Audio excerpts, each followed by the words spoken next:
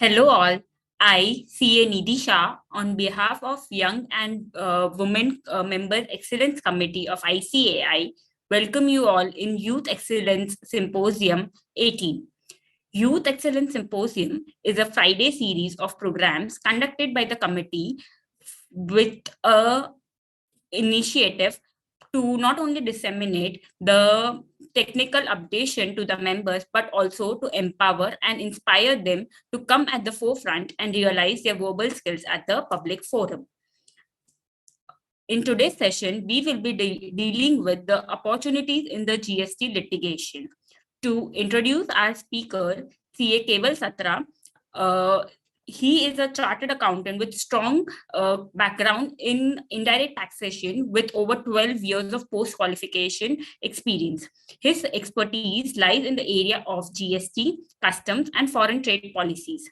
Throughout his career, he has offered valuable guidance and insights into indirect tax implications for diverse clients into infrastructure, EPC, financial services, manufacturing, retail, media, and entertainment, amongst other sectors.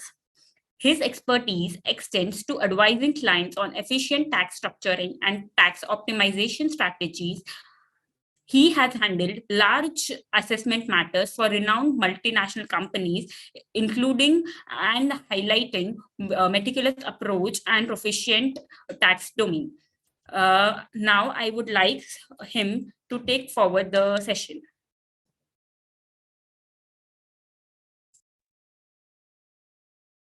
Hey, good evening, everyone, and a warm welcome to everyone for joining this session on a Friday evening.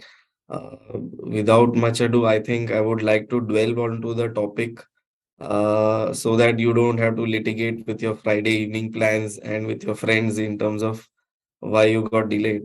So let's get started.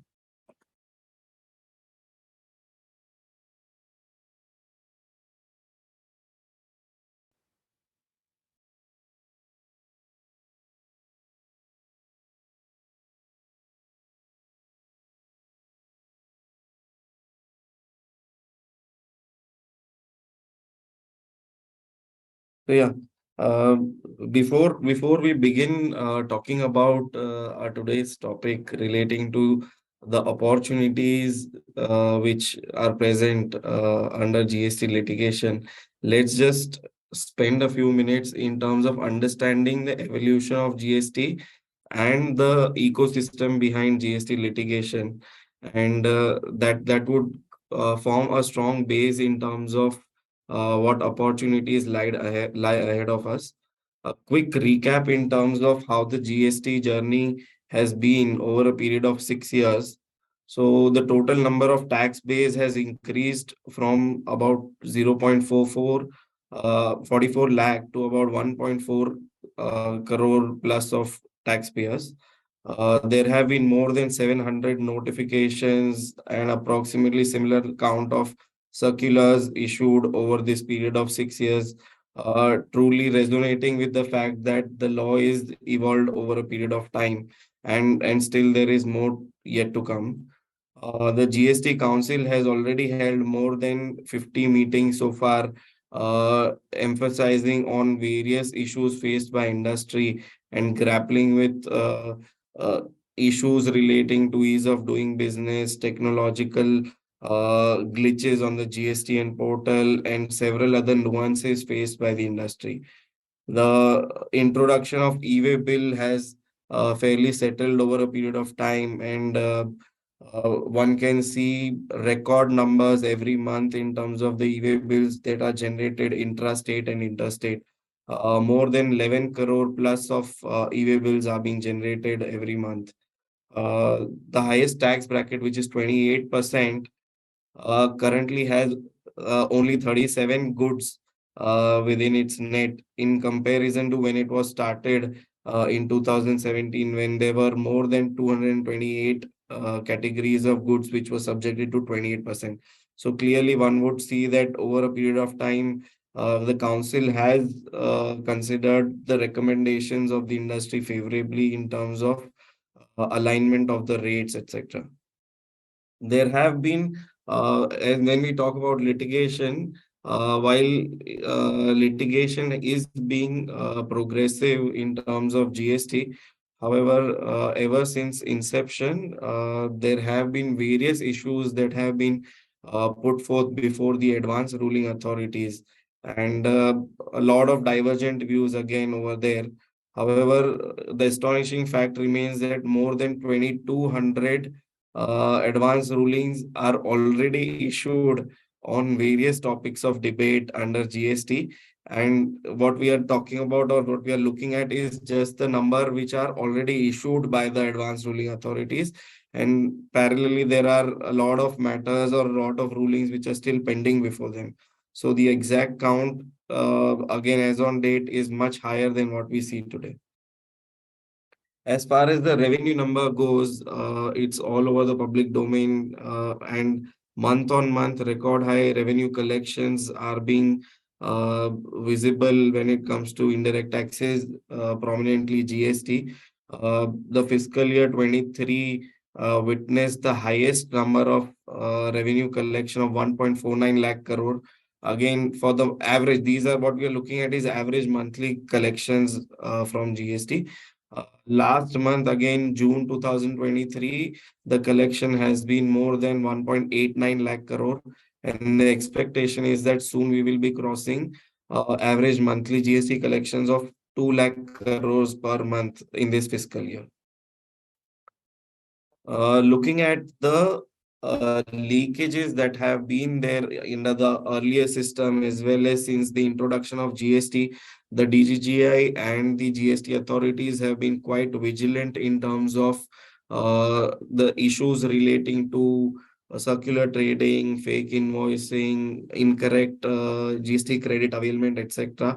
And record number of cases are being identified and tracked every month.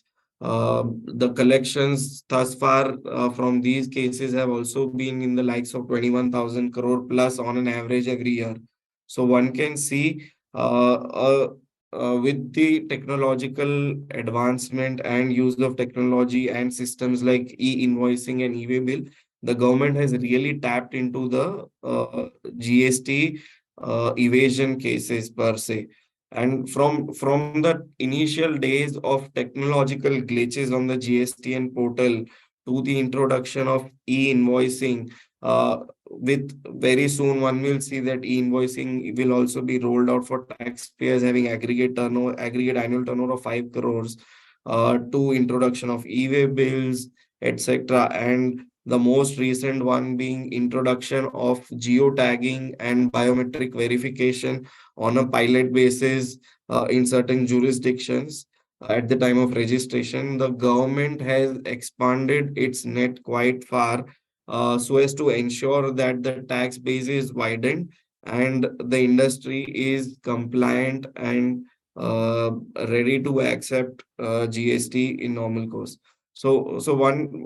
It's truly a journey so far. One would see from the glitches to the current technological advancement in terms of uh, controls and checks and balances being kept in place in the system so as to avoid tax leakages. And all of this takes us to the ecosystem relating to litigations, because the moment when one talks about revenue collection and department's role, parallelly the taxpayers are bound to be receiving notices from the departments and in terms of litigation. So let's look at briefly in terms of what kind of litigations the indirect tax professionals have seen in the past, most of which even do continue in a different varied form and manner under GST as well.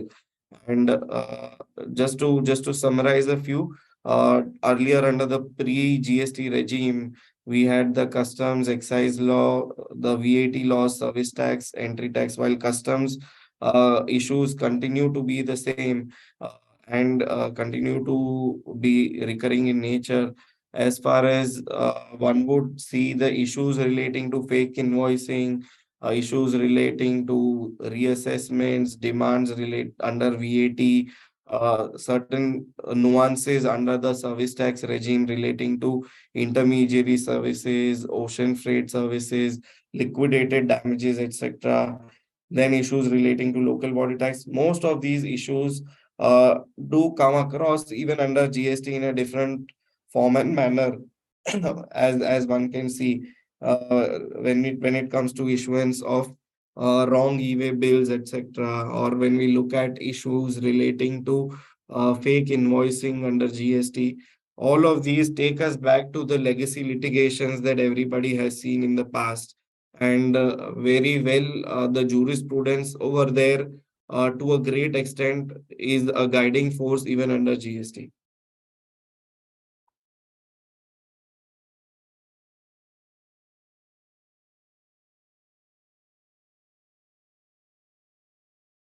Yeah. Coming to litigation under GST, ever since its inception, one would say that there have been multiple invoices, multiple issues, and multiple writs that have been filed relating to several aspects of GST.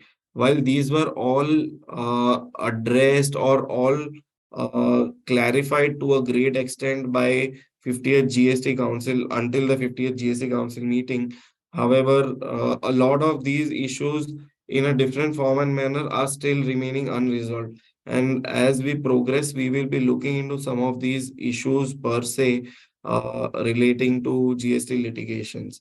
So, starting with, let's talk about the initial hiccups relating to migrating from the earlier tax regime to the new tax regime, and issues relating to transition of credit, where there were plenty of interpretational issues in terms of what kind of credits uh, are eligible to be transited onto GST, and then issues relating to non-filing of the transitional credit forms within the prescribed time, etc. The technical glitches on the GSTN portal in terms of reflecting of the transitional credits being distributed or reflected in the appropriate state in as far as service tax credits were concerned. So a lot of writ petitions have fairly settled over a period of time. Again, we have also seen multiple notices across reconciliation issues on ITC mismatch over a period of time. Ever since the evolution of GST, the glitches relating to GSTR 2A being dynamic, and introduction of GSTR 2B for that purpose to resolve the issues relating to the dynamic nature of GSTR 2A. At the very same time, one also talks about the return filing periodicity in terms of disallowing the taxpayers to file returns for subsequent period unless the returns for the previous period have not been filed. Then issues relating to uh, credit mismatches, where import input tax credit is not appropriately reflected on the portal, department issuing notices to taxpayers where the numbers are completely haywire in terms of what the taxpayers are downloading from the portal. So a plethora of issues relating to credit mismatch issues have already been seen over a period of time. Then there were issues arising on account of divergent advance ruling and contradictory views taken by advance ruling authorities in multiple states, and leaving the taxpayers in lurch in terms of whether a particular advance ruling of a particular state, even though binding only on to the applicant, whether it would have a impact on its own business operations or not, and how does one deal with or ring fence their business operations in terms of avoiding issues or avoiding litigations for that matter on account of such contradictory and divergent views of the advanced ruling authorities. Coming to issues relating to GST, there have been plenty of advanced rulings again on the issue of intermediary. We'll look upon all these issues in a while. Then there were issues relating to refunds and delay in sanctioning of refunds on account of portal issues, issues surrounding anti-profiteering measures not being implemented by the taxpayers, issues relating to ocean freight for import of goods and services, etc. So a plethora of those substantive issues have already been seen. Coming to certain legacy issues in terms of credit notes relating to post-sale discounts, issues relating to reversal of credits, relating to transaction in securities, liquidated damages, whether being liable to GST or not, issues relating to employer-employee services provided by an employer to an employee. A lot of these issues uh, have been evolved over a period of time under the GST regime as well. A lot of jurisprudence for these issues has already been dealt with under the pre-GST regime, and one has fairly delved with on all these issues even under GST regime over a period of time. So let's just understand in terms of what are the trigger points really, through which the uh, GST issues are emanating, and one can look into several provisions under the GST law, whereby an investigation or an inquiry can be initiated by the department in terms of scrutiny or in terms of analyzing the taxpayers liability. So let's look at each of these one by one. Beginning with, there is provisions relating to provisional assessment under section 60 of the GST Act. When one looks at this, it allows, let's say, if a taxpayer is not in a position to determine the correct value of goods, or is not in a position to determine the correct rate of tax relating to such goods or services at the time of supply, then the taxpayer may opt for a provisional assessment. And once the taxpayer has opted for a provisional assessment, within a period of 90 days time, he needs to get the assessment finalized in due course. So at the time of finalization of assessment, again, there will be an interaction with the GST authority, and in terms of the finalization of assessments, uh, whereby the department may agree or may not agree to the contentions of the taxpayer. So that bring rises to assessments at the time of finalization of the provisional assessment. Next one looks at section 61, which talks about scrutiny of returns by a tax authority. Here the proper officer under the GST, and again there are again jurisdictional issues relating to who the proper officer is under the central tax. So the proper officer under the GST, central tax or the state tax, has the power to scrutinize the returns of a taxpayer filed over a period of time, and to identify any discrepancies that have been filed in the returns. The tax authorities will issue notices to the taxpayer in terms of the discrepancies identified, seeking explanation and rectification on those aspects.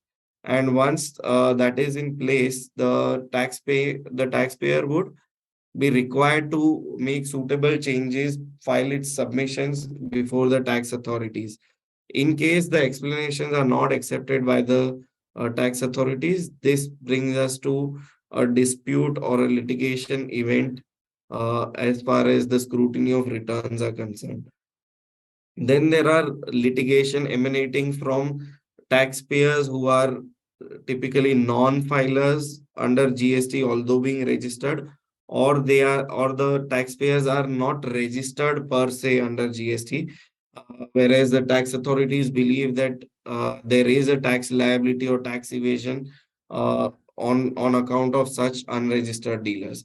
So in such instances, the tax authorities would undergo a process of best judgment assessment under section 62 and 63, and issue notices to such non-filers as well as such unregistered dealers under GST. Uh, Again, plenty of cases over here in terms of tax evasion one would look at, whereby people who have taken registration availing input tax credit but not filing their GST or 3B returns and non-payment of tax. There are taxpayers who are uh, registered from a single premises through multiple entities, and engaging themselves into circular trading, etc. There have been instances relating to unregistered dealers collecting tax ever since the inception while they have migrated from the earlier tax regime to GST regime, despite their registration being cancelled and being non-compliant, they have been collecting taxes and remained unregistered. There have been plenty of instances where the taxpayers fail to amend their registration certificates appropriately, and leading to disputes surrounding GST. Then there have been instances relating to summary assessment under Section 64. As far as summary assessment is concerned, here the tax authorities would determine the appropriate tax liability post an analysis of the returns, or they have a reason to believe that on certain instances or income of the uh, taxpayer, tax has been short levied or not levied, and tax ought to have been paid. So there will be plenty of notices around regular assessments as far as Section 64 is concerned. So one would look at uh, the the left side of the screen, these are instances which are more in terms of uh, pre-proceeding stage, whereby the department is ideally forming yet to form a view, or still at the scrutiny stage, or still at the inquiry stage, whereby department is arriving at identifying the tax liabilities for a particular tax payer. uh, Parallelly, there are separate audit proceedings and provisions relating to search, seizure, etc. under the GST regime. On the right hand side, one will look at, whereby those are specific nuances, whereby the tax authorities would undertake a detailed investigation for a taxpayer, which is not specifically restricted to a particular issue, but in general, in-depth verification of their records. So when we talk about audit by tax authorities or special audit, here, the tax-paying authorities are entitled with powers to visit, unlike as it was the case even under the earlier tax regime, where the tax authorities would visit the premises of the taxpayer and undertake a detailed audit and identify audit issues and audit observations, etc., relating to GST. Parallelly, likewise, in case of a special audit, the department would appoint a specialized person or a chartered accountant or a cost accountant to delve into a certain specific aspect relating to issue or information available with them with respect to a particular taxpayer, and seek their audit report in terms of providing a detailed audit report in terms of the issues that were identified, and relying upon their report, there could be an instances relating to notices and assessments going forward. Again, coming to instances relating to search, seizure, arrest, etc., the department has been given powers relating to carrying out such operations at the taxpayers' authority when they have a reason to believe that tax has not been appropriately paid. Again, there are several provisions relating to provisional attachment of property in case of non-payment of tax for recovery of tax, etc. In case there has been a malified intention and intent to evade tax, the taxpayers also have, in certain instances, the tax authorities have the powers to arrest the taxpayer without any intervention from the higher authorities. Detailed powers relating to arrest have been provided under the GST law under Section 69, 83, and Section 132. Again, there are provisions relating to summons of a person at the taxpayers tax authority in relation to an investigation or information available with them relating to tax evasion. So as one would see, the while the tax base has widened over a period of time, there are enough powers before the tax authorities to initiate proceedings, to initiate investigation and inquiries within the GST law, uh, to talk about uh, multiple scenarios and multiple proceedings. And these are what we are talking about are more in terms of investigative in nature, while they are also being facilitated by the advanced tools available under the GSTN portal, and auto-generated invoices, etc., are a regular feature one can see. So multiple trigger points relating to several instances of notices issued for a single taxpayer, one has already seen over a period of time. We also talk about some regular issues. While those were issues relating to uh, action taken by tax authorities, there are enough provisions under the law as well in relation to the taxpayer being compliant on its own when it comes to filing of returns, etc. Over a period of time, the accuracy with which the information needs to be provided, etc., and issues and trigger points emanating from the gaps, which one would say at the taxpayer's end, resulting into a trigger point per se, through which litigation may emanate. Some of these instances one can see are having appropriate filing of annual return and GST audit required to be done. Then there are several system generated notices relating to incorrect filings and disclosure issues done by the taxpayer. To give an instance, let's talk about a circular issued by Maharashtra, whereby input tax credit, which is ineligible under GST, is not being appropriately reported by taxpayer in their GST returns, for the simple fact being that the credit is ineligible and they are not required per se to disclose such input tax credit since they have not been tracked. However, the government's revenue settlement is quite dependent upon such ineligible input tax credit, and therefore a circular mandating the taxpayers to and insisting them to file appropriate disclosures as regards the ineligible credits that are required to be disclosed in the GST returns.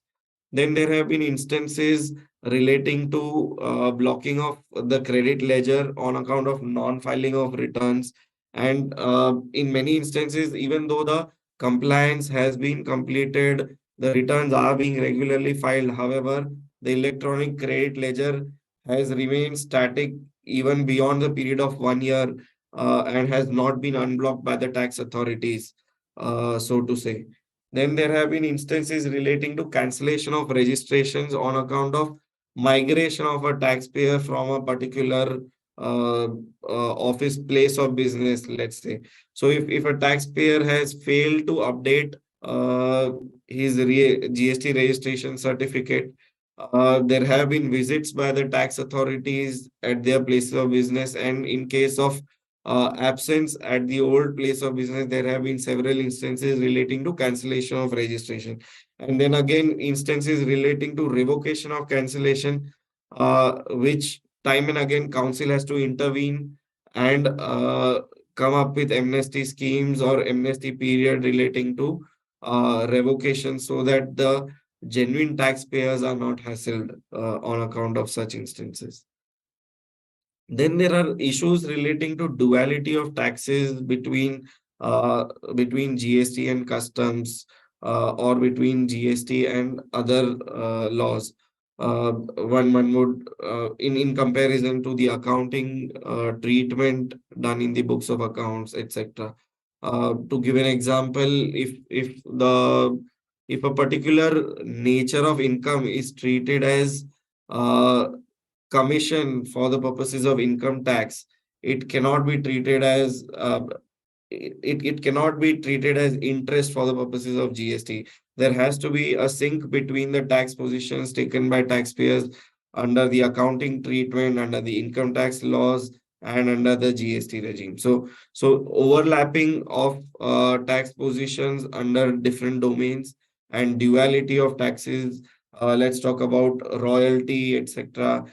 Whereby royalty payments on importation of goods as a condition of sale being subject to customs. Parallelly, one has seen exemptions under GST so as to avoid such duality of taxes. However, there have been instances in the past whereby the tax officers fail to understand these nuances and issue notices, resulting into a trigger point from a taxpayer perspective. Recently, the GSTN has also introduced a new feature called DRC01B, whereby if the system identifies certain spike in the turnovers reported between GSTR1 and GSTR3B in terms of the tax payments under GSTR3B being below a particular threshold limit than what is reflected in GSTR1, there will be auto blockage in the system whereby the taxpayer would be curtailed to file tax returns in the subsequent period until suitable responses have been filed against the DRC01B notice that will be generated from the portal. So one needs to carefully look at in terms of these auto-generated notices that are coming from the GSTN portal per se. Then there are instances relating to tax not discharged by a particular vendor or a particular customer, and GST authorities reaching out to taxpayers in terms of recovery proceedings initiated against such other taxpayers or vendors and customers with whom the company has been dealing with. Then there are issues surrounding or litigations emanating from e-way bills, whereby Part A is not updated in an appropriate manner, e-way bill expiry related issues, whereby the goods could not be delivered within a particular time frame, and the e-way bill could not be extended in a timely manner. E-invoicing related issues whereby a particular taxpayer who was supposed to issue an e-invoice has not complied with, thereby resulting into disallowance of credits on account of non-issuance of e-invoice per se. Transitional issues. Then there have been issues relating to supplies from government, whereby it really becomes difficult for taxpayers to identify in terms of whether a particular authority with whom the taxpayer is dealing with is per se a local authority or not, or whether uh, pursuant to the definition of the central government or the state government, whether that particular body or a particular public limited company will be qualifying within the definition of central government, say state government, so as to being compliant with the reverse charge provisions, etc. So these have been these are there are other nuances relating to regular issues that taxpayers have faced over a period of time in terms of certain GST disputes and triggers that have resulted into a lot of pending litigations, as one would see in today's time.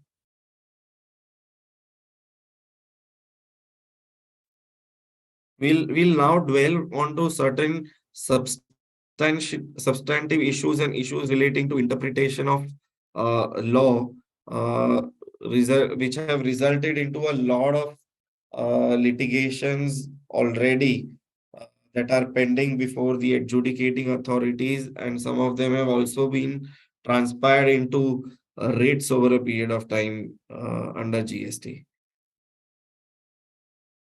So we'll just look into each one of these one by one.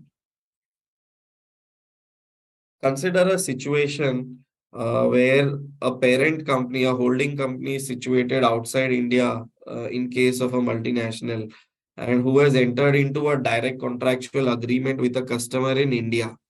The holding company has also parallelly entered into a service agreement with its Indian subsidiary located in India. And the Indian subsidiary has multiple branches spread across several states in India who is dealing with who is in charge of supplying the services to the customer. Uh, as one would see, the transaction between the holding company outside India and the Indian subsidiary would be a transaction between two associated enterprises or related party, one would say, pursuant to the GST definition. And uh, and there are separate instances or nuances or litigation surrounding such services, whether the services provided by the Indian subsidiary to the parent company are pursuant to the contract, or whether those are independent services per se, whether the Indian subsidiary is acting as an intermediary, or whether the Indian subsidiary is acting on a principal to principal basis. As one would also parallelly look at the branch offices spread across India are providing certain services to the Indian subsidiary. And again, over there, there are multiple branches involved in the provision of such supply. So, who exactly per se is the relevant person in terms of the location of supplier, so as to identify whether the location of supplier will be the Indian subsidiary, the head office of the subsidiary, or whether a particular branch would be there. And let's talk about if it would be the head office, then whether the branches are providing services to the head office, and the taxability between the intercompany or between the head office and branches one need to look upon. Parallelly, the Indian subsidiary would be availing a lot of third party services in order to supply the services to the customer in India. Several of those services would be availed by the head office. Some of them would also be availed by the branch offices. And however, these could be common in nature, and these need to be distributed to all the branch offices across India. So let's talk about the taxability and how the litigation has evolved over here, in terms of these nuances, in terms of the structure that we are looking at. So there have been multiple litigations going around the in terms of the litigations that one has seen. For instance, litigations relating to the third party costs that have been incurred by the head office.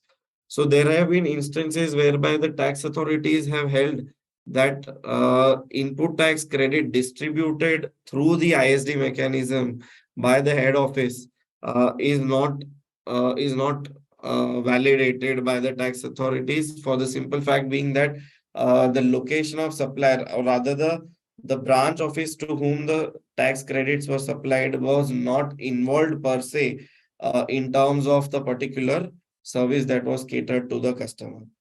There have been instances whereby, let's say, the taxpayer has not taken into ISD registration and has issued a cross charge invoice to the taxpayer, to the branch offices, and the branch offices have availed input tax credit pursuant to such cross charge invoice by the head office.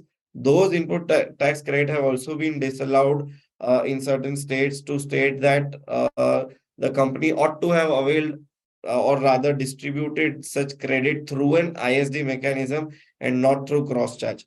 So there have been contradictory views across several states in terms of whether a particular third party cost ought to have been transferred through the IST route, or whether it ought to have been uh, cross-charged by the head office to the branch office for availment of input tax credit. Recently, the litigation has settled to a great extent as far as this particular instance is concerned.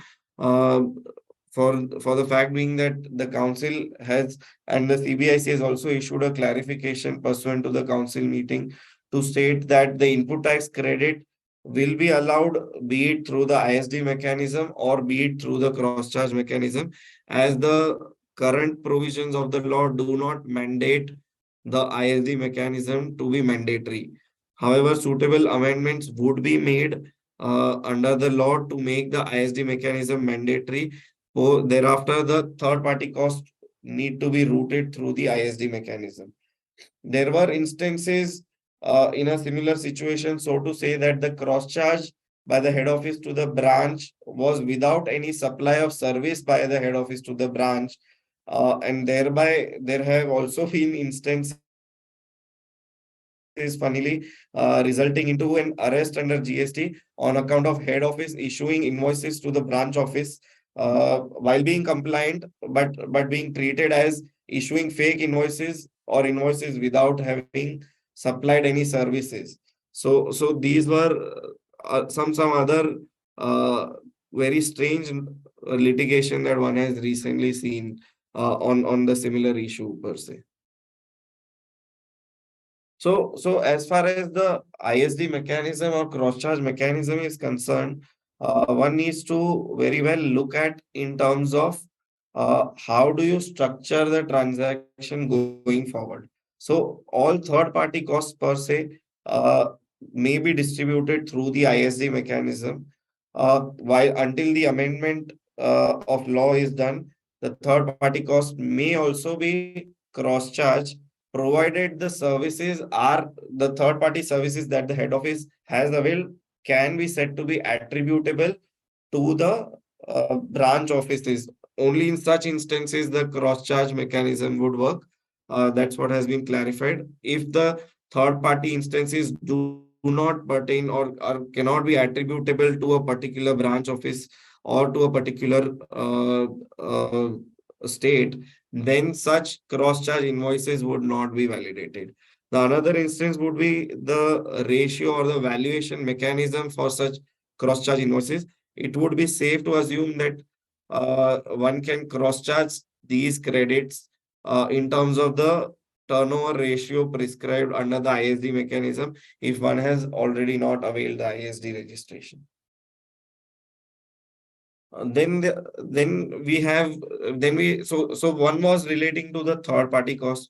Coming to the internally generated services between the head office and the branch office, where the branch offices are engaged in supplying operational services to the head office, whereas the head office is also engaged in supplying several services to the branch office. It has been clarified that where full credit is available to the recipient distinct person, then the invoice value shall be deemed to be open market value. And if one has not issued any cross charge or one has not been compliant, then even a nil invoice value will also be treated as deemed to be open market value, where the recipient distinct person is entitled to full credit. However, certain instances as regard, sorry, one more aspect has also been clarified is the employee cost relating to such uh, internally generated services need not be included when it comes to cross charge between distinct person, whether full credit is available or not.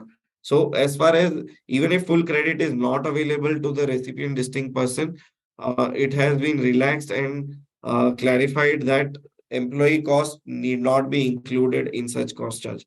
However, certain issues have still been left open and litigation surrounding that have already been pending for quite some time, whereby the recipients cannot avail full input tax credit. In such instances, how would one determine the open market value in such instances? So let's talk about certain input tax credits which are not available to a head office. So let's say a head office is engaged in uh, taking services for employee health insurance. Those costs are non-creditable per se. Does the head office need to factor such non-GST costs or such non-creditable cost at the time of cross charge from head office to the branch offices, etc. These things have been left open. Again, there are instances relating to what should be the value of a brand or the trademark of the company, and whether a proportionate cost relating to such value should also be incorporated at the time of such cross charge to all the branches, etc. So a lot of gray areas still remain on this subject matter when it comes to uh, internally generated services, resulting into litigation, continuity of litigation on this aspect.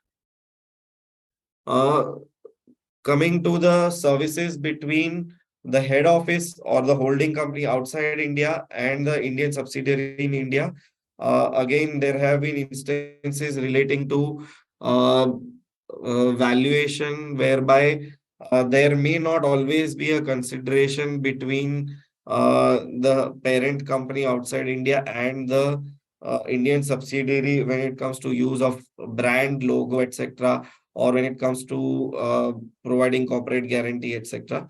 Or for that matter, even if where there is valuation, the valuation could be different under the income tax laws, whereas the valuation that is uh, uh, ascertained for GST purposes could be different, resulting into convergence between the uh, resulting into litigations between separate set of tax authorities. So a typical instance would be under transfer pricing, where the concept of arm's length price is prevalent. Let's say if a particular uh, instance of a brand usage is not, or a license fee that is paid by the subsidiary company to a holding company is not treated as a royalty for income tax purposes. However, the same ought to be treated, whether one can say that it would be a zero value even for GST purposes. The answer could be no, and this could result into a huge amount of litigation under GST. Likewise, there are issues surrounding foreign banks which are not permitted to pay royalty for use of their brand name when they have branch offices across India. So a net point being that where full credit is available, it is safe for the taxpayers to assume, or rather remain tax neutral, whereby they can ought to pay the tax under reverse charge mechanism and avail credit.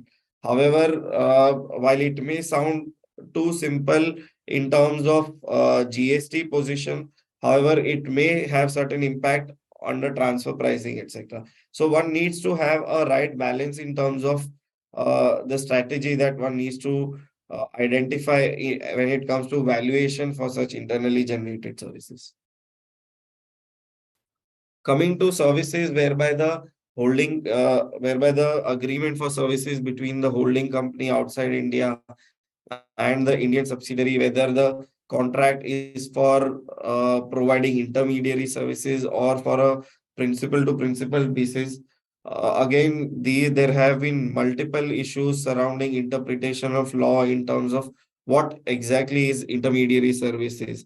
When one says that, so it's important to understand the definition of an intermediary over here. Again, these are certain legacy matters emanating even from service tax regime to GST regime.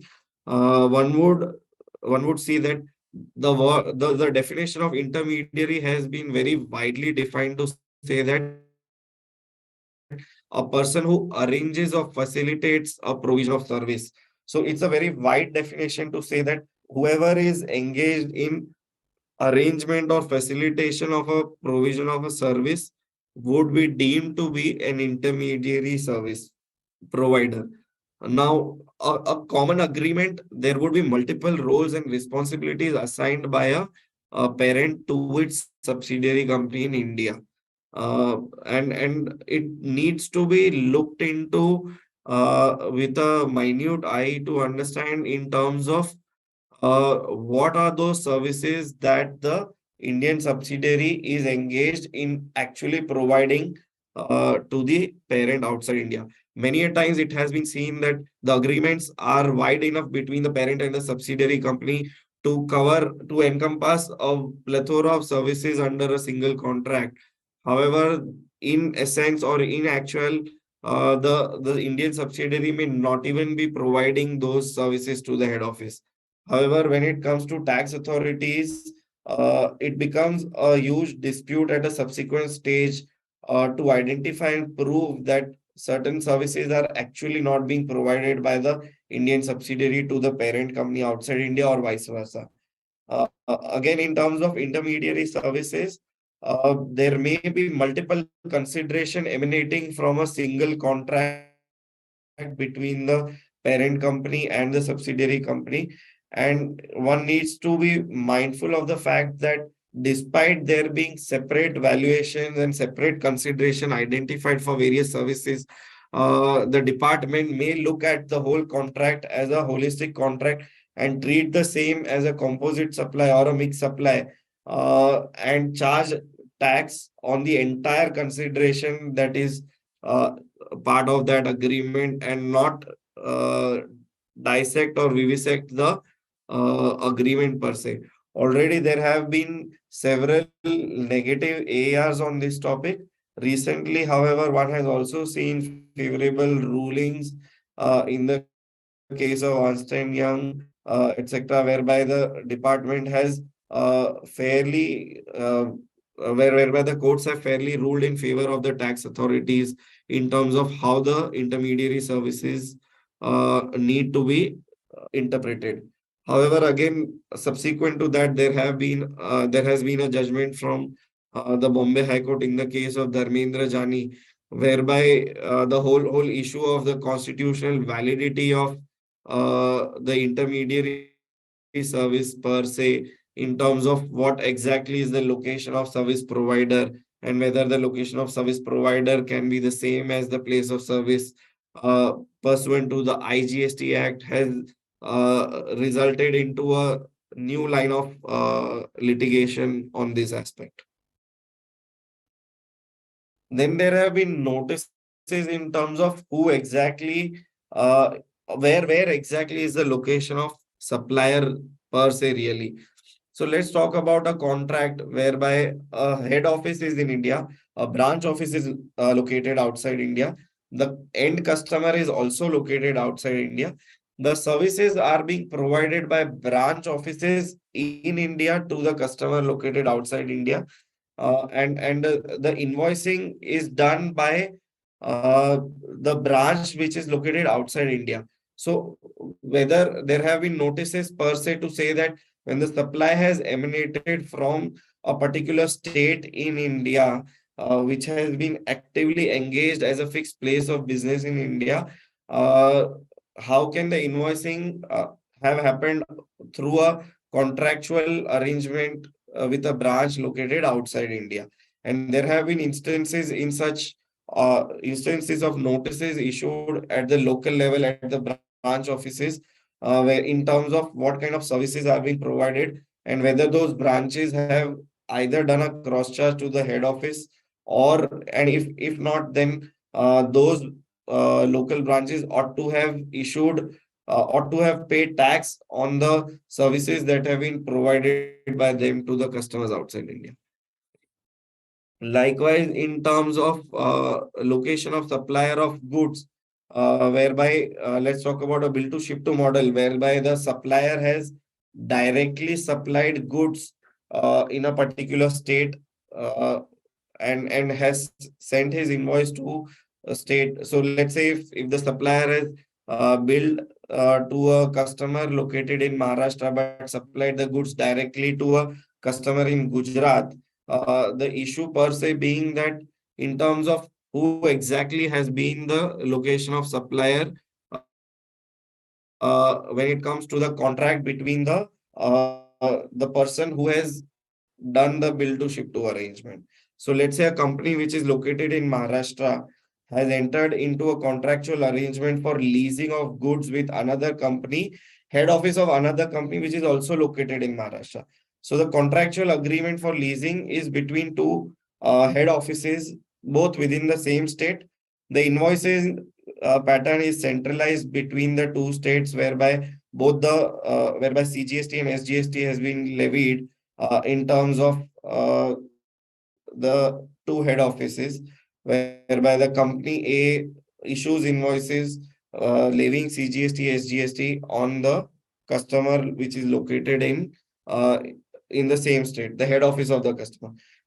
Now, the disputes have arisen due to the fact that whether the head office of the customer has issued cross charge or stock transfer invoices to its branch offices located in other states or not, uh, uh, pursuant to the invoice, because the actual consumption of goods has ultimately happened in the other state, while the billing might have happened in the originating state or the billing state, but the consumption of goods have happened at the destination state. So several nuances relating to these instances has been seen at the ground level in the consumption state, whereby they have claimed tax evasion in terms of goods getting consumed, but those states not getting appropriate share of revenue uh, on account of contractual arrangements. Again, there are instances relating to GSTR 2, 2A, 2B mismatches, whereby input tax credit has been denied to customers on account of misreportings or short reportings or on account of incorrect disclosures done by suppliers over a period of time. There have been clarifications issued time and again with respect to ITC mismatch over a period of time. However, some of these clarifications have again been very inconsistent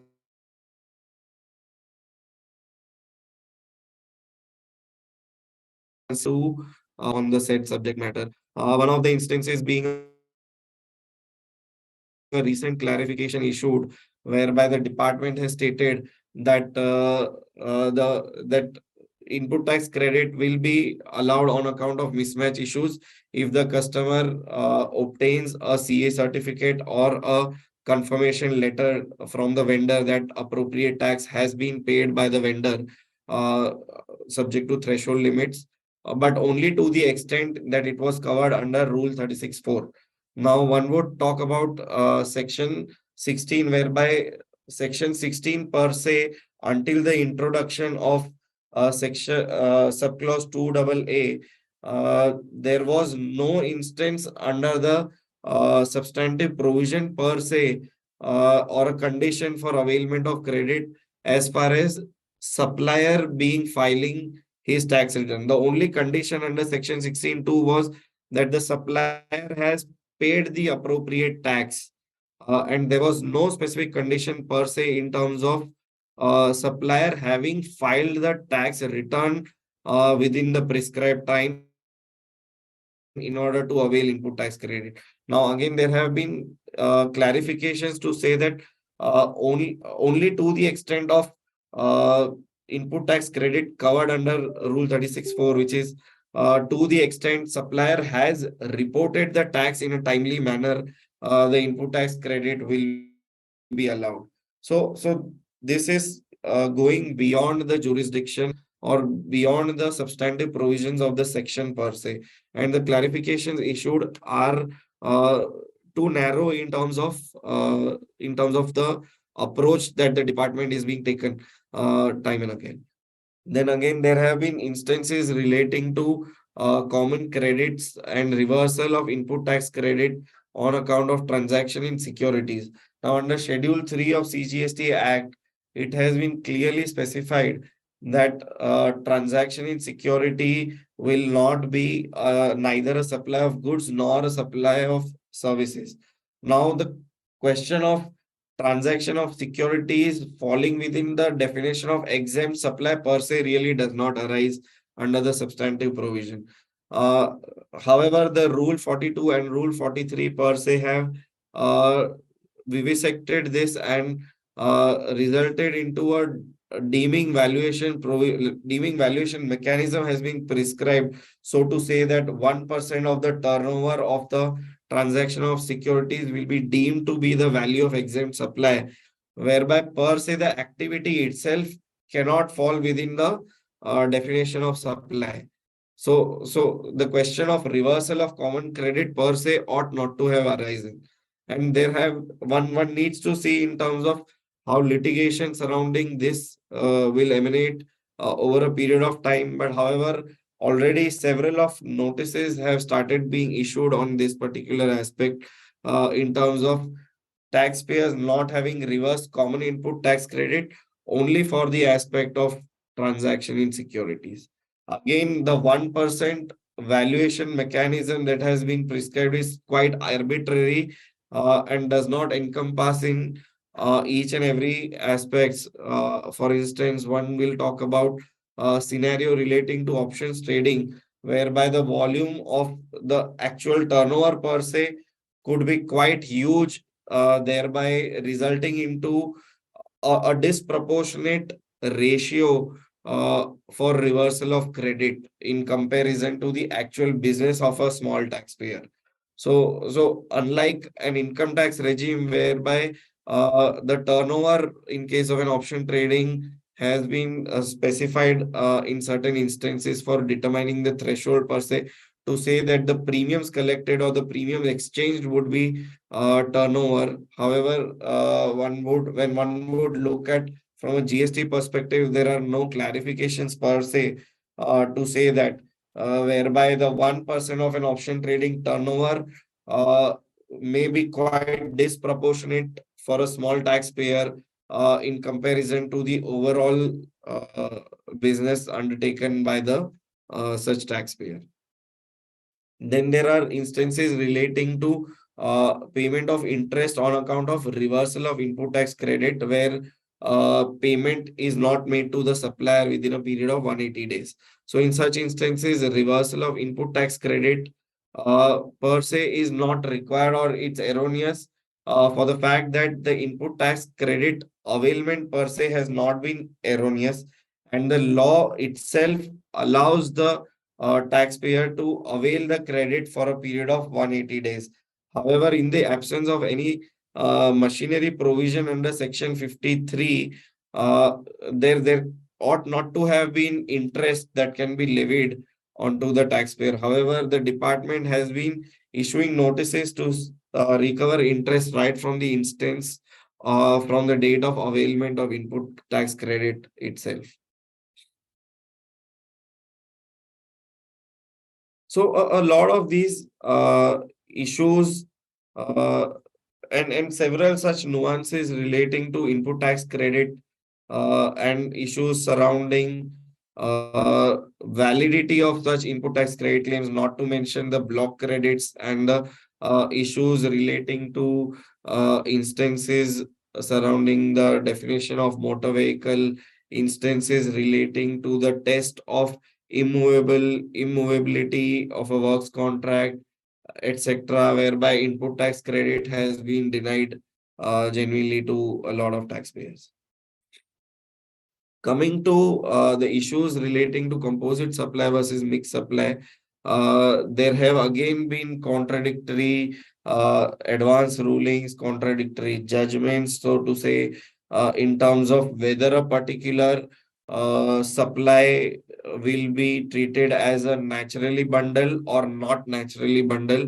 And no real guidance per se is available, leaving it too subjective for an industry to determine on a case-to-case basis in terms of what can be naturally bundled in one situation may become not naturally bundled in another situation for a very same industry, and the test being very vague per se, resulting into a disproportionate tax. And litigation as far as the taxpayers are concerned.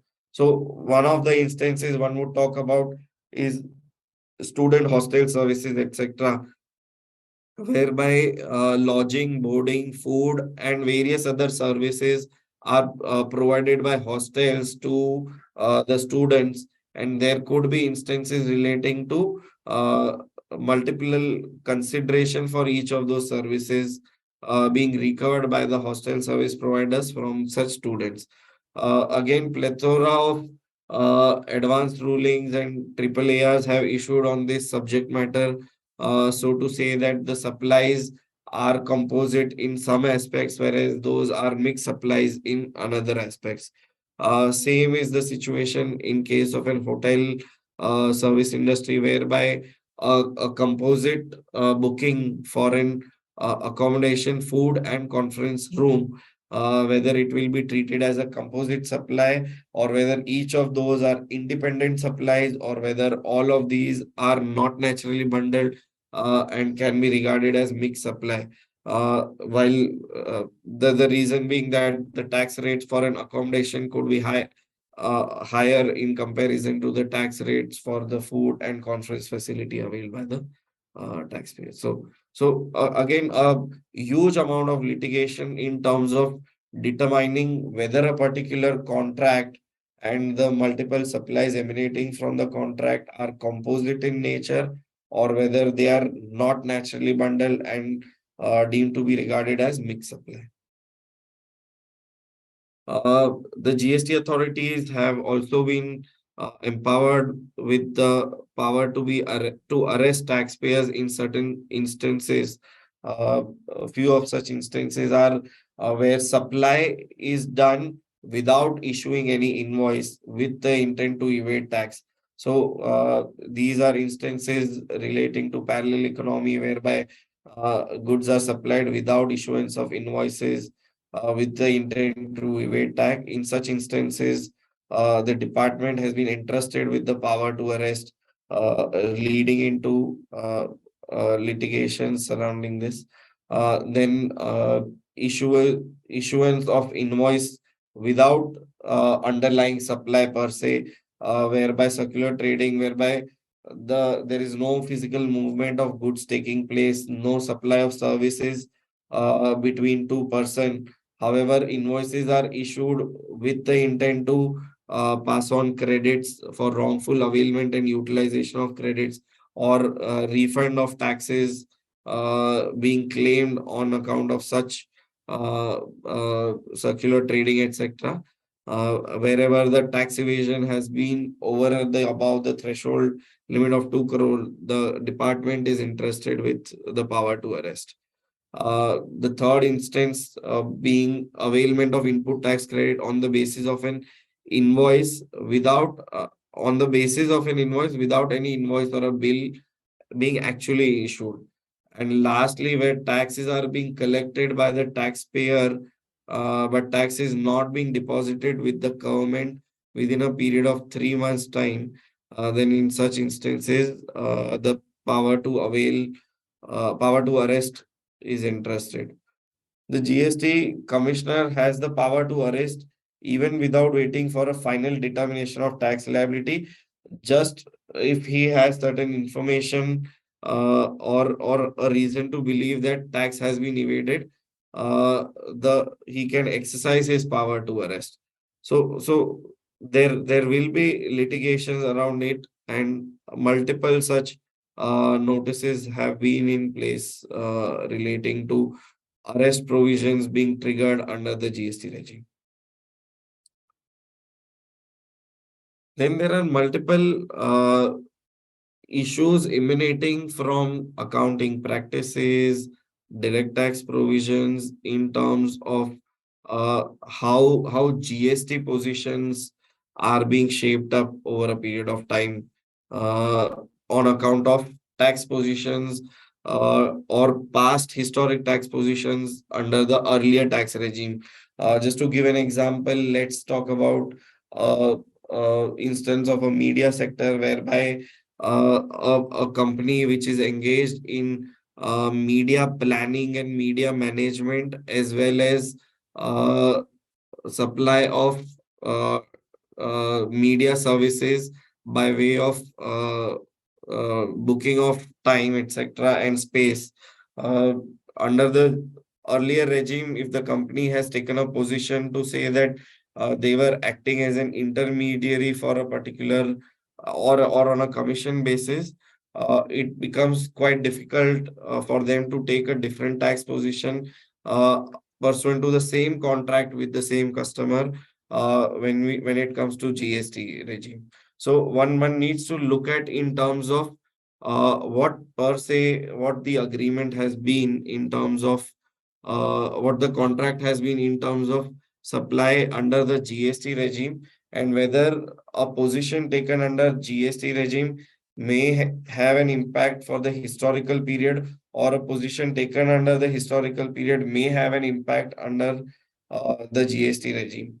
Then there are instances relating to a particular instance whereby under an income tax one is taking a position for a consideration being in the nature of interest, although there has been no borrowing from a in case of a securitization transaction whereby TDS is being deducted under income tax regime, let's say, as interest. One cannot have a contrary position under GST, so to say that a particular nature of income is not a securitization fee but a interest income.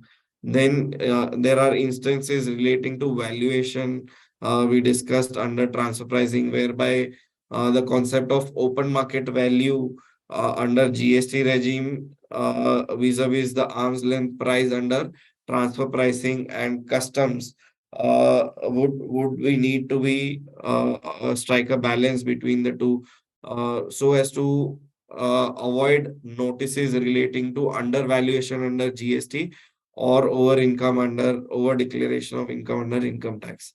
Then there are instances relating to employment secondment contracts between secondment of employees from a parent outside India to India in terms of the services that are provided by the deputed employees in India, whether they are whether they continue to be under the employment contract of their foreign parent, or whether the Indian employer, Indian subsidiary company shall be deemed to be their employer during their period of service in India, and whether again multiple instances in terms of deduction of TDS under income tax vis-a-vis tax positions to be taken under GST for that matter. Again, deduction of TCS on e-commerce transaction. There are separate definition for in terms of who is regarded as an e-commerce operator under direct tax versus the definition of an e-commerce operator under indirect tax in terms of liabilities to trigger TCS registrations. So a plethora of uh, issues do arise under GST on account of tax positions being taken under direct tax, or the accounting treatment being done by the company in their books of accounts, whereby certain transactions where they are operating as an agent or on a commission basis. However, the entire consideration is being reported in the books of accounts as its own turnover, and parallelly the costs are routed through the PNL. So in such instances as well, there have been instances whereby the tax authorities have issued notices on the entire consideration or the entire turnover as per books of accounts, disregarding the fact that the company has indeed actually supplied the services of a commission agent. So a lot of these aspects uh, also do arise on account of several compliance gaps, one would say, as one would see that are in practice, whereby incorrect tax positions are being taken. Tax positions, as we discussed, are not aligned to the income tax and accounting treatment. Classification of goods and services are incorrect, not aligned to the industry practice. There are weak internal processes in terms of the data records that are maintained. periodic reconciliation checks and balances are not being done by taxpayers. Then there are instances relating to conditions for availment of input tax credit not being met despite input tax credit being availed by the taxpayers. Instances relating to GST registrations not surrendered when required to be surrendered. GST registrations surrendered when ideally it should have been continued and not surrendered, etc. Compliance gaps on account of difference in practices across the contractual document vis-a-vis the actual nature of supply or actual activity being undertaken between the company and the customers. Then again, notices relating to foreign payments under income tax and TDS deduction vis-a-vis liabilities under reverse charge mechanism, inconsistent tax positions, non-adherence or delays in reporting, all a plethora of compliance gaps, one would say, uh, are again a trigger point as far as GST litigation is concerned. And this brings us to certain opportunities as a tax practitioner, as chartered accountants, one would look at when we talk about all of these litigations and notices that one has seen under the GST regime and continuity of the same in varied form and manner on an ongoing basis. So one definitely needs to dwell upon the kind of opportunities that lie ahead of us in terms of assisting the taxpayers when it comes to such notices and the litigations around it. So one very uh, uh, position, so to say, one needs to adopt quite early at an inception stage is to have a holistic approach as far as litigation is concerned, and not a post facto approach in terms of handling litigation.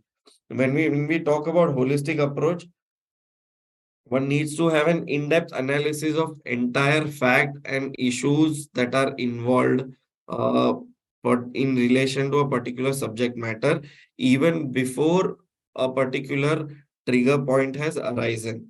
So as one would say, at the planning stage itself, there are ample opportunities to identify areas wherein something could result into a trigger point in future from a litigation perspective, and addressing those identified areas at an early stage and providing a holistic approach and a solution to clients so as to reduce the GST litigation or instances of notices and trigger points when it comes to advising the clients. So having an in-depth analysis of facts and issues that are involved in relation to a subject matter is quite critical. Uh, Identifying, so if at all a trigger point has arisen for a client, a multiple instance of uh, options are available within the law in terms of to approach a particular instance. So, for example, if a particular exporter who is having an ITC blockage and has a trigger point relating to or a notice from the department relating to ineligibility of a particular input tax credit, there are multiple avenues available in terms of whether to seek an advance ruling or whether to seek the availment or whether to seek the refund and contest the refund that is rejected, or whether to avail the input tax credit and seek adjudicating notices relating to ineligible credits that are available, and devising a particular strategy around it in terms of how to approach a particular subject matter or a particular uh, instance of uh, subject that has been put forth by the client. Again, having a well robust contractual support and documentation support building around it, so as to ensuring that the arguments or the grounds taken uh, in future during the appellate stage are secured well ahead of time through the documentation that one has already built in place, or at least at an initial stage. Having so a lot of these instances do emanate from an uh, instance of being well conversant with the law, briefing the company in terms of what the way forward looks like, uh, asking them varied questions and identifying and collating the relevant information from the client in terms of so as to address the particular instance or triggers or GST litigation that have emanated, verifying and validating the data, and identifying that there are possible options and avenues available to address the same thing in a different manner, identifying the right forum before whom a particular matter needs to be take up, whether it will be before a red court or an appropriate bench of an high court when it comes to writ, whether a particular jurisdiction is right in terms of, or the forum is right in terms of the issue being taken up as writ, uh, raising the issue at the right bench in a right jurisdiction also at times matters. Then instances in terms of briefing and strategizing the matter with the senior counsel is altogether a different avenue when it comes to matters involving larger stakes. So one can work hand in hand with the legal fraternity in terms of addressing the high value litigations.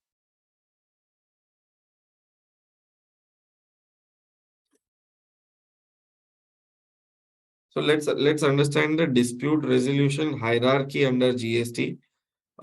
We have already seen the departmental trigger points previously, whereby a particular notice for an inquiry or a proceeding or a notice for an audit would be the original point of contact through which, or one would say the beginning of a particular subject or an instance of a litigation, so to say, under GST. One would need to formulate the appropriate strategy in terms of preparing for the submissions and replies to those notices relating to the subject that has been raised by the adjudicating authority.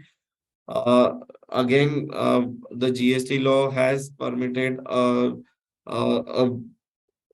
pre-show cause level concept whereby matters whereby uh, instances relating to tax being missed out or tax not paid are identified, then those could be paid out with interest and penalty even prior to issuance of a show cause notice suo moto by the taxpayer, which at times does help in terms of the taxpayer liability when it comes to litigate a particular matter.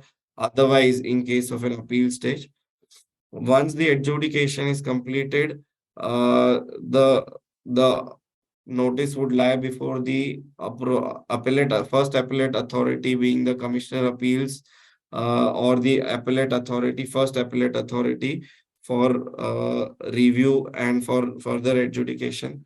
Subsequent to that, if at all the matter remains unresolved, the issue would lie before the appellate tribunal, or in the pendency of an appellate tribunal, one could pursue a writ remedy, so to say, in certain instances where the parallel issue of uh, notice is not available before the appellate tribunal. Apart from that, there are instances relating to recovery of tax and attachment proceedings issued by the taxpayers, whereby the issue needs to be raised before the appropriate forum through a writ remedy.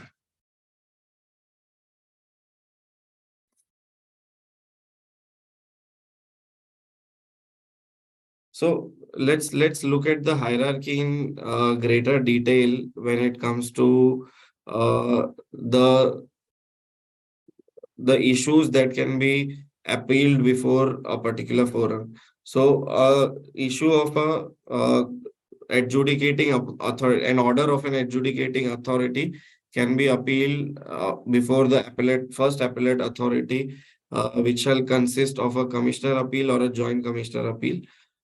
These orders need to be passed within a period of 3 years in normal instance and 5 years in case of an extended period of limitation from the due date of filing of annual return. So again, as one would see, unlike the previous tax regime, the GST regime has already formulated, as far as the first appellate authority is concerned, an upper time limit within which an order need to be passed by the first appellate authority as well. In the absence of an appellate tribunal, while there have been a plethora of cases that have been pending before the appellate tribunal on account of its non-constitution for the time being. However, the order passed by a first appellate authority or by a revisional authority would lie directly before the appellate tribunal. The appellate tribunal will be consisting of a state bench and a principal bench. Each of these bench uh, will have members from center as well as state, uh, which is yet to be finalized in terms of how those benches will be constituted. However, recently there have been a clarification to say that in a phased manner, the state benches would be introduced with equal powers, and in due course, the GST Council will determine the constitution of the state bench. The GST Appellate Tribunal is again expected to be constituted by the end of this fiscal year. Uh, Order of an GST appellate tribunal uh, will lie before the High Court, is how currently the provisions of the law structured. Unlike the earlier tax regime, whereby matters relating to classification or valuation lie directly before the Supreme Court, under GST, the matters relate all matters relating to orders issued by the appellate authority of a state bench would lie before the High Court. However, matters issued or orders passed by the principal bench of an appellate authority only would lie before the Supreme Court. Uh, then again, orders relating to High Court would lie before the Supreme Court. So a well-defined hierarchy is in place even under GST in terms of the dispute resolution mechanism. On account of the GST appellate tribunal not being formed, the taxpayers are currently diverging into practices of approaching High Court through a writ route. However, again, this has led into a lot of pending backlog even at the High Court level, who are unable to dispose of the matters expeditiously. So even as one would see, the High Court is still uh, looking into matters under the earlier tax regime, and a lot of uh, tax matters relating to GST in the normal course have not yet been placed or not yet be put forth on the substantive issues before the High Court so far, unless there has been a violation or unless there has been a jurisdictional issue, so to say, or a question of law whereby it has been triggered through a writ route before the High Court. Again, there has been a pressing need for the constitution of GST tribunal uh, at the earliest on account of the pendency, as one would see, resulting into huge demands for the taxpayers and the interest meter continuously ticking when it comes to the notices that have been issued by the tax authorities on certain instances which are uh, per se in favor of the taxpayers, for that matter. Lastly, one would also need to look into certain measures to address litigation risk over a period of time. One needs to have a complete visibility in terms of an overall structure in terms of the tax positions that have been taken. The tax positions need to be aligned in terms of the vendor contracts and the customer contracts that have been entered. The positions need to be aligned in terms of the accounting treatment, the direct tax positions, the past tax positions that have been taken. The tax positions again need to be in sync with others within the same sector. Suitable litigation, suitable matters can be advocated through the trade associations before the CBIC in terms of representation for suitable clarifications by the GST Council or CBIC on certain sectoral specific issues. Input tax credit eligibility again needs to be uh, verified very minutely in terms of whether the taxes are being whether the conditions relating to availment have been met, etc. The classification of goods and services is again another issue whereby a slight variation in terms of the fact pattern would result into a higher or a lower tax. And again, the issues relating to composite supply and mixed supply emanating from a single contract again needs to be relooked at. Uh, Again, on the technological front, one would see a lot of litigation management softwares being introduced these days to assist the taxpayers and chartered accountants in terms of managing these litigation and managing the plethora of notices that are being issued in an automated manner, whereby an instance of a notice, as soon as it is reflected on the GSTN portal, is auto notified through these litigation management softwares to the taxpayers as well as to their representatives in terms of the notices that are issued on an immediate basis. And these checks, I mean, a bot would run on a daily basis just to ensure that a particular notice has been issued or not in a particular state. Uh, Especially in case of a pan India taxpayer presence, whereby multiple notices are issued and the tax team is centrally present, let's say at the head office, it becomes quite cumbersome for the head office to keep a track of such notices that are issued in at the state level. So these litigation management softwares are really assisting the taxpayers and the representatives to and their representative to ensure that notices are not being missed out, notices are not remaining unreplied or unresponded in a timely manner. So a lot of these has been boon when it comes to mitigate the risks relating to litigation. Thank you. I would leave the forum open for questions now.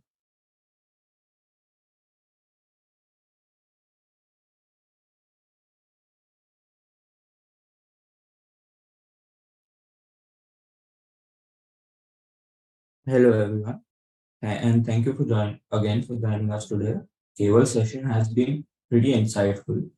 Zalak and I will be fielding questions from mailbox for the next few minutes. Please feel free to ask anything that's on your mind.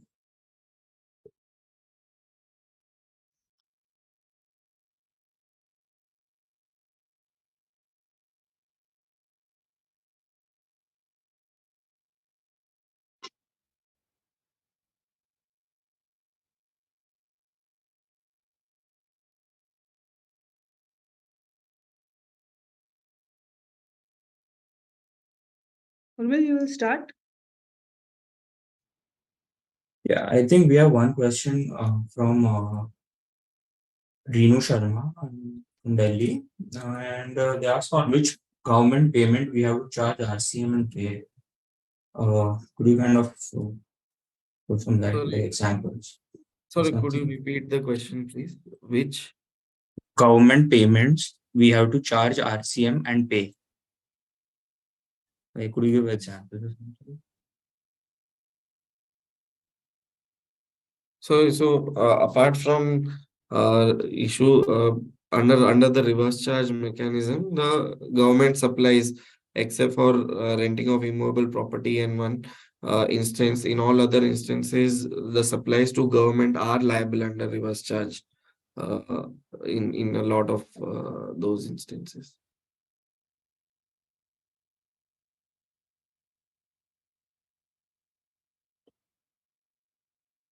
Yeah, there is one more question from Renu Sharma again. So, other than employee cost to be charged or not in cross charge or ISD? So employee cost need not be included as far as when it comes to input service distribution, there is no GST on an employer-employee relationship. So it's not possible to distribute the employee cost through ISD route. The employee cost is per se in relation to an internally generated service between two distinct persons. So either it is between a head office and a branch office. When in case of it has been recently clarified whether or not full input tax credit is available to the recipient distinct person, the employee cost need not be included in the cross charge invoice, and it would still be regarded as deemed to be open market value. So even if the recipient distinct person is not entitled to avail full input tax credit, even in such instances, it has been clarified that employee cost need not be included under cross charge.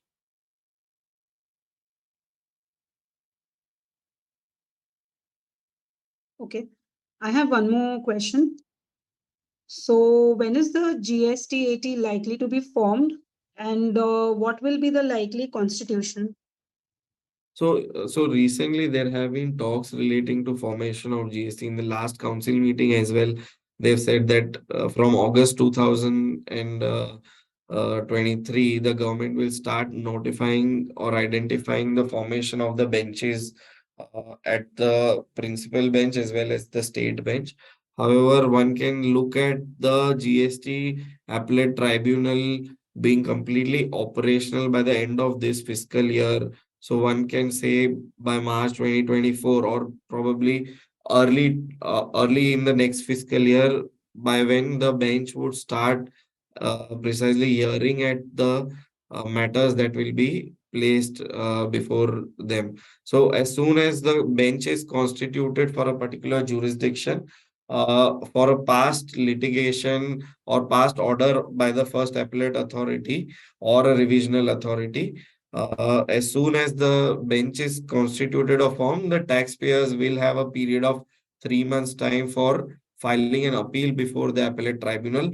Post the filing of appeal, the appellate tribunal would start looking into the matters under GST. And as far as the formation of bench is concerned, it is expected that the strength of so it would have a four-member bench per se, two judicial members and two technical members. And again, it is expected that the weightage for the central members from the center and the members from the state would be equal. However, that is still being deliberated and it will be finalized in due course whether it would be the same even in case of a state bench or not. Okay. Yeah. So, I think I have one more last question. So, how to approach a litigation as a young CA member and from where to get started?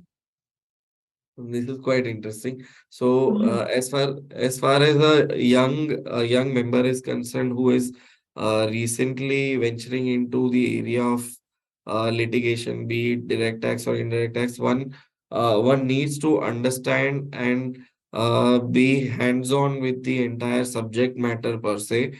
That's really important and would be advantageous to begin with.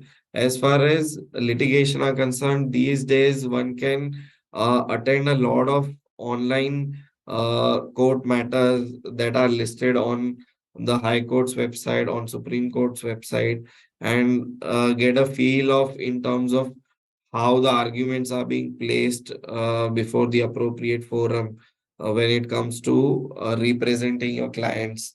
That would give you a good instance in terms of dealing with similar issues at a lower forum, in terms of what grounds are being taken at a higher forum, because a lot of these issues or a lot of the subject matter are relating to question of facts, and once the question of facts are well presented or well addressed at the lower forum, these really help when it comes to the tribunal level or at the High Court and Supreme Court level. So it's really important that you witness them to understand the kinds of grounds that you need to build early at the early stage itself. And again, one need not wait for a show cause notice, etc. Even an instance or a simple reply to an inquiry is a good enough starting point to begin with when it comes to the journey. Thank you. We'll wait for a couple of minutes for questions, and then maybe we can go for the closing remarks. Yeah, sure.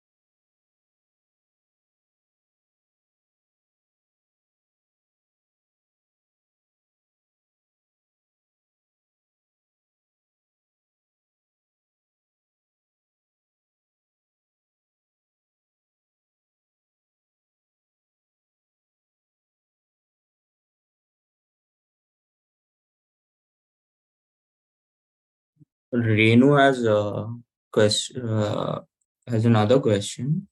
Uh, what about the other charges? I think this is in continuation of the previous question. So So as could far you? as other, I think continuation to the cross charge question, right? Yeah.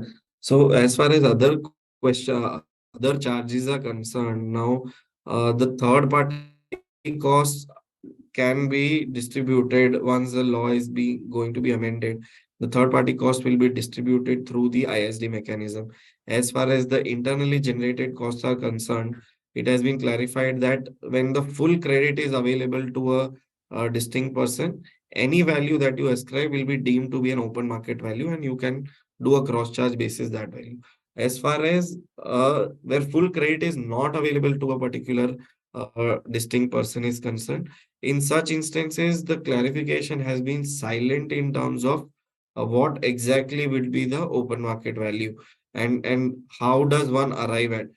While one instance is that one way to look at it is that it's only when it comes to internally generated services, ultimately the primary cost would be relating to employee cost. And if employee cost per se is not required to be cross-charged, then there may be no other cost required to be cross-charged. However, there are certain finance costs which are available, such as, let's say, interest cost is there, which is not subjected to GST, or there are certain costs on which input tax credit is not available, Whether those costs also need to be cross-charged, it's not been specifically clarified yet. And it could be litigious in due course. So one needs to have an position in terms of whether those particular finance costs or whether those costs relating to uh, non-creditable costs, whether those were actually in relation to the supply of services by one distinct person to another. If they were related, then maybe one can look at doing a proportionate cross charge from one distinct person to another. However, it would again result into cascading of taxes. At one instance, it has been non-creditable, and again, you cannot convert the non-creditable cost into a creditable cost through a cross-charge mechanism. At the very same time, the recipient distinct person is again not going to be entitled to the full credit. So therefore, there will be again an instance of non-creditable component. So one needs to look at this.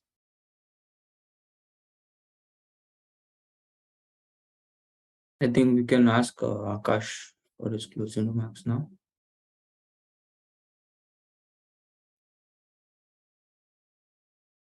Thank you, Urmil. Friends, it has been an enlightening session.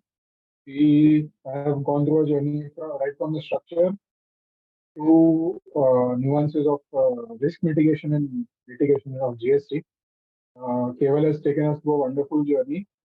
His insight, practical knowledge, and vast plethora of uh, experience that he has.